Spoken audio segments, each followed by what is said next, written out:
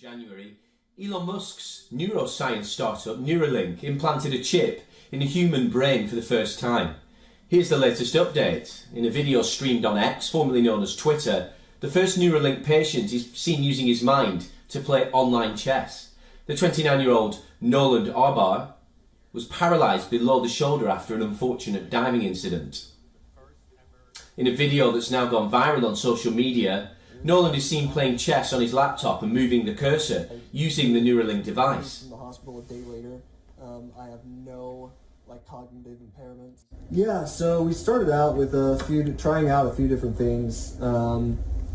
We basically went from what we call kind of differentiating like imagined movement versus attempted movement. So a lot of what we started out with was attempting to move. So I would attempt to move, say, my right hand, left, right, forward. And from there, I think it just became intuitive for me to start imagining the cursor moving. So how does this entire process work? Neuralink's technology mainly works through an implant called the link.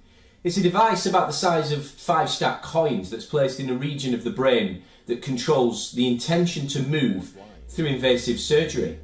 The aim here is to enable human brains to communicate directly with computers. In other words, Neuralink wants to build direct communication channels between the brain and computers. Its initial goal is to enable people to control a computer cursor or keyboard using their thoughts alone.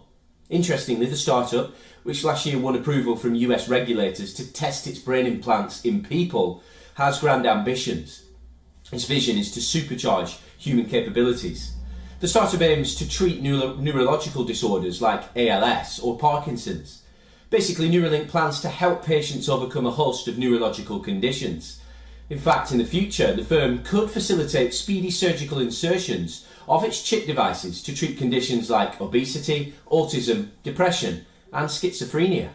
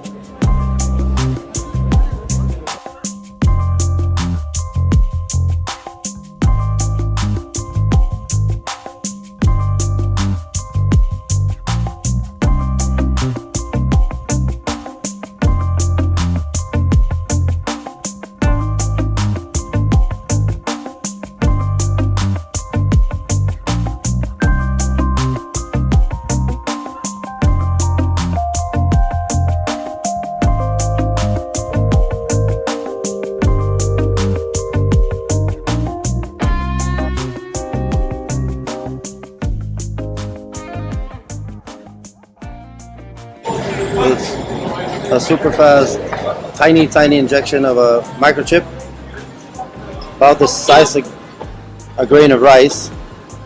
It takes about a second. It's not worse than getting an ear piercing.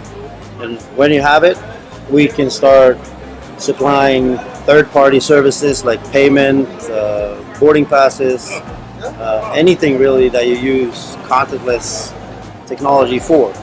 So getting rid of your wallet, getting rid of your keychain, you don't need papers, paper money, just seamless interaction and seamless integration with hyper-connected surroundings. And how do you insert it in the body? So it's exactly like any aseptic procedure, so it would be like a vaccine.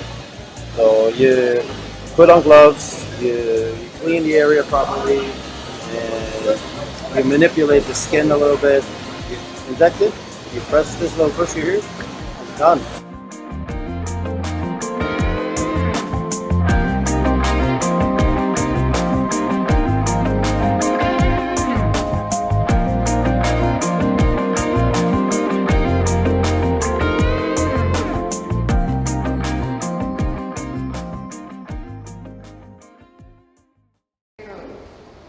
So I've been wanting to get a microchip in my hand for probably about a good year now, isn't it, Georgia? Yeah, did you want to show me the Dangerous Things website? Yes. Yeah, so let's find it. So this is the microchip website. So it's called Dangerous Things, and I actually met the founder recently, and he was saying that he started this website back in 2005. But look, they've got two different kinds of microchips. So I want the RFID one. So that's the one that you can scan. Yeah, that's the injection that they use to implant it. They're about the size of a grain of rice, encapsulated in glass, and they implant it by taking a big syringe and then putting it under the skin. And my friend Daniel has two, so he's got one in each hand. And his actually started migrating towards his wrist. And he showed us how he like kind of pushed it forward, didn't he, Georgia? Yeah, it's really gross. It was really gross. So there's a few different ways that I can get this done, okay? So the first way is on Dangerous Things. They actually have a map of lots of different medical professionals and body piercers and stuff around the world. Another thing that I'm thinking about is going and visiting my friend Daniel, so the one I was just telling you about. Yeah. And he got his done in Colombia, but the problem is that he almost passed out. Well, no, he did pass out, didn't he? Yeah. When he got it done, so that's kind of a little bit off-putting. And then the third thing that I'm thinking about is going to Sweden. A contact of ours called Johan Esterland. He was part of this movement back in 2007 where he implanted a whole bunch of Swedish people, and they even used their microchip to board trains. What can the microchip do and what can't the microchip do? So from what I was reading, it can't be tracked via GPS. So if you want to track me, you won't be able to. Yeah. And it can't monitor biodata. So maybe in the future we might have like a health chip or something like that. But for now, that's not something that it can do. And the other thing that I was reading it can't do is interact with your brain neurons. So why do you actually want this? So for me, there's a few reasons as to why I want a microchip. One is for the convenience. I live between two cities. I've got a whole bunch of technology. I'm constantly losing my keys and things. So it's just that kind of seamless. Robin's laughing. I do constantly lose my keys. So it's that seamless kind of integration with everything. So life will just be far more efficient and more streamlined, right? And another reason why I want one is I just believe that biohacking is the next stage of human evolution. Technology is continuing to get closer and closer to our bodies, right?